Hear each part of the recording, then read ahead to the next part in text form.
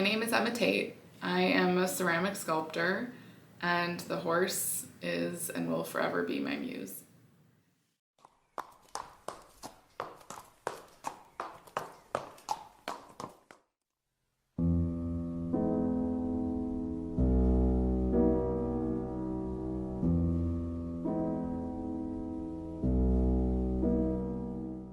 The inspiration that helped me become an equine sculptor is quite a loaded story, but I was privileged enough to be born into an equestrian family. My mother was a trainer and rider in the dressage world.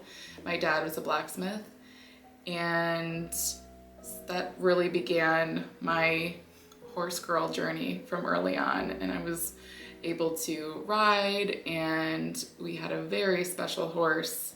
When someone says once in a lifetime horse, mine was very early on, fortunately and unfortunately, but he really inspired me and supported me through my young life. And not only was he just a great companion and part of our family, he had some talent, and we were able to ride our way up through the dressage levels and ride on the junior and young rider dressage teams.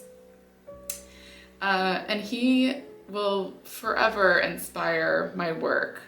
He was really the true foundation of my equestrian life.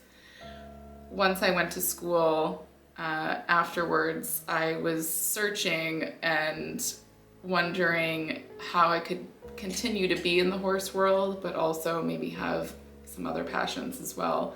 So I was able to dabble in the arts at school, and I took a figure sculpture class, which comes back into the mix now, but I took a break after college and went to the Netherlands, where I continued and pursued my dressage training with a trainer there. And then just realized I needed to take a step back and take some time to think about how I wanted to incorporate the horses in my life and my other passions. And that's when I started sculpting again. And it took a little time, but naturally the horses worked themselves into my artwork. And that was 10 years ago. There's definitely a structured process to beginning, during the creation, and completing an artwork. I really like to sketch to begin and get a feeling of the energy and the flow that I would like the sculpture to have. Of course, incorporating a client if they're involved, if it's a commission, if they would like one of their horses included in the piece, or if it's more of a artistic shape of the horse in general.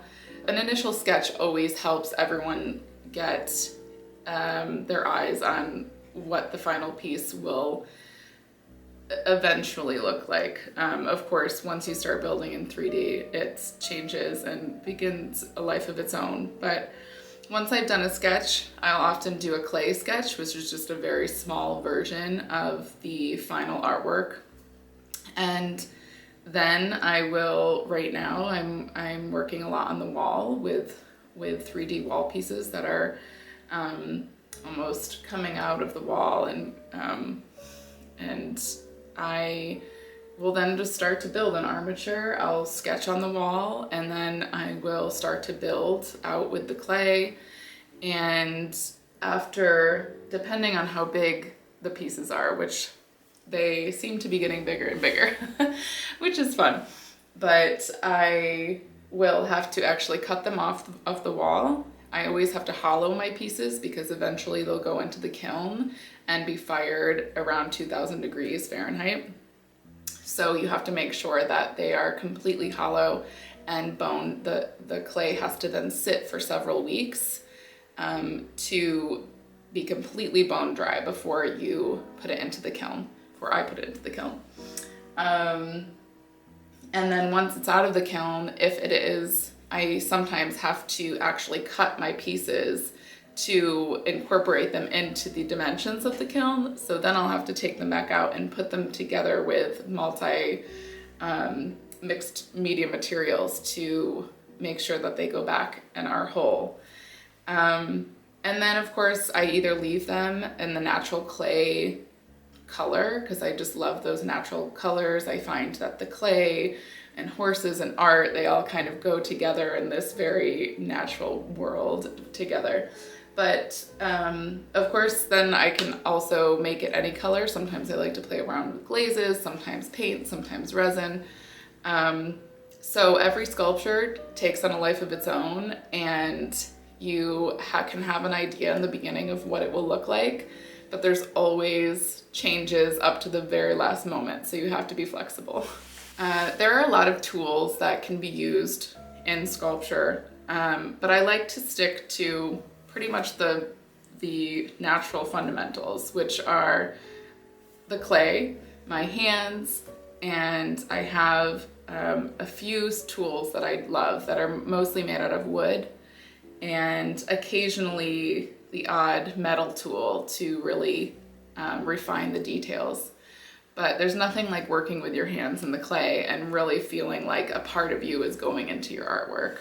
Capturing the essence and character of the horses in my work, it's always tricky to really have a vision and the feeling that you want, that energy, the serenity that horses bring. I always strive to make that the end result.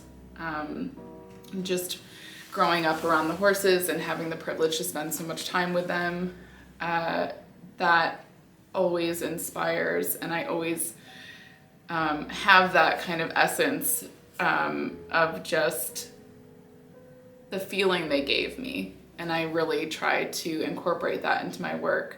I'm not sure I have a specific breed that I like to make over another. They all kind of bring their own characters to the mix.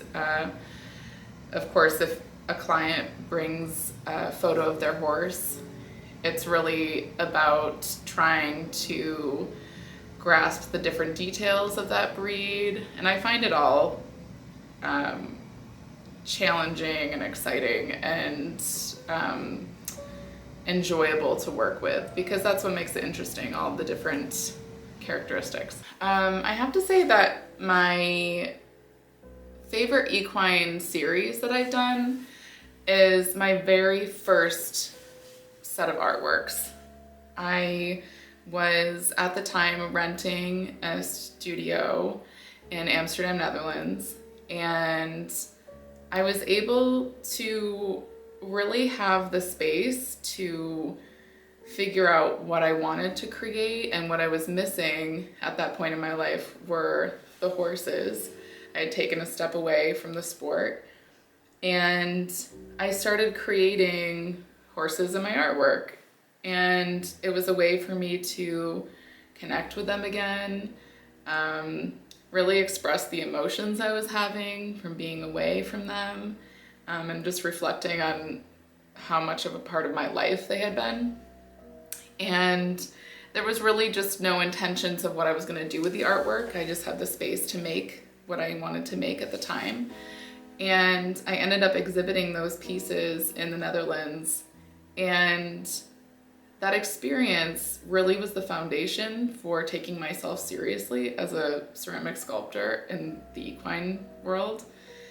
And so I just have a lot to thank that first series and that time in my life when I had a loss of identity away from the horses, but I was able to find the identity with the room that I had to create in the studio space. So I'll forever appreciate that series of artwork.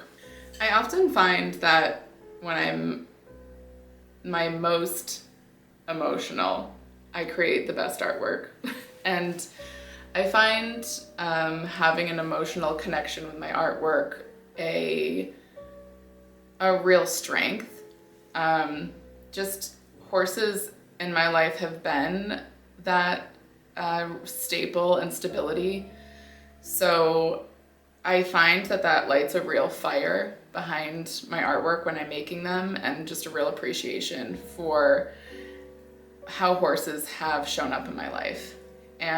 So when I'm making, either if it's making my own pieces and I'm really able to, often I find a certain shape or energy that matches the way I'm feeling.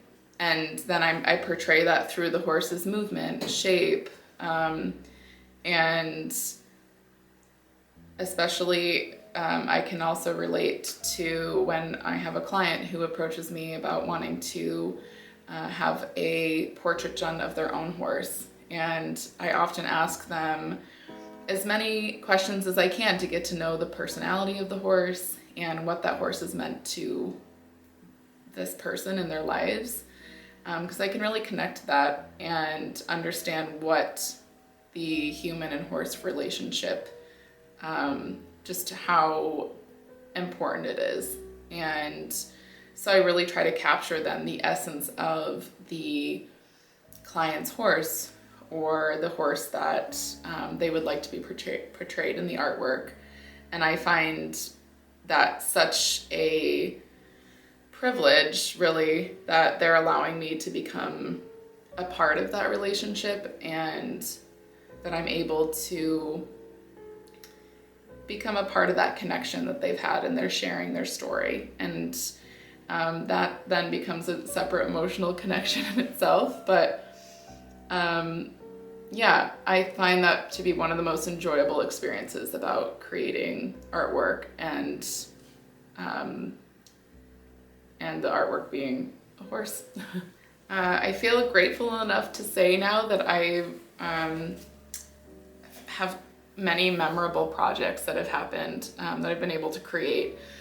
If we're talking about one, I have to bring it back to my first large wall sculpture that was commissioned for a riding couple in Germany. And I think that project just opened my eyes to what I could make and how far I could really push myself, and just taking chances and also saying yes and making it work. I think there's a lot of power in just having confidence in yourself, even if you have not maybe done a particular project like it before, and saying yes and figuring it out, because I learned so much along the way. And it really set up the foundation for what I'm doing now. And from start to finish, I just learned so much about a process that now comes more naturally to me as I'm working on more and more wall pieces. So I'm really grateful for that project. I loved the story behind it. It was so inspiring to meet the people who wanted it, and also just to have that relationship during the making process, and the trust that was there and getting it done. So it felt like a real success, and continues to inspire me as I make my work now. Some advice. I think that luckily now more than ever, the art as a career is being celebrated, and it really, I'm not gonna lie, it takes a lot, and it really, you have to persevere, because not every day is glamorous, and making your artwork, you have to go out of your comfort zone a lot, but every little bit counts. I remember somebody giving me just advice saying it can take 10 years for a business to get going in the arts, especially. And I felt so deterred by that when I was just getting started. But that doesn't mean that there's not a lot of successes and exciting projects and just satisfaction within those 10 years. And I think that's what keeps going. And I have to say, if the horse is your muse, you will never be bored. There's always something to create, and they keep things fresh, and they are forever inspiring. So I'd say just go for it. And the days you don't feel like doing a lot, do a little, and it makes a huge difference. And just keep at it. I think I am privileged in saying that I have more than just one moment that has influenced my love for horses. I always have to come back to Figaro, who was my childhood horse and our family staple. He just taught me about kindness, responsibility, forgiveness, you know, all of those just challenging life lessons sometimes, but he will forever be an inspiration, and I just feel so grateful that I was able to have such a close relationship with an animal like him. And that's where my emotion comes from. I could cry at any moment talking about him.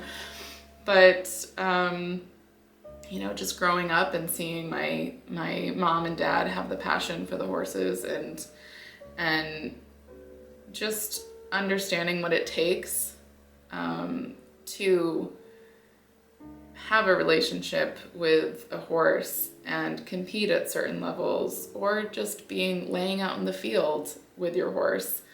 It all takes trust and respect for one another, and there, to me, is nothing more powerful than having that from a 1-ton animal.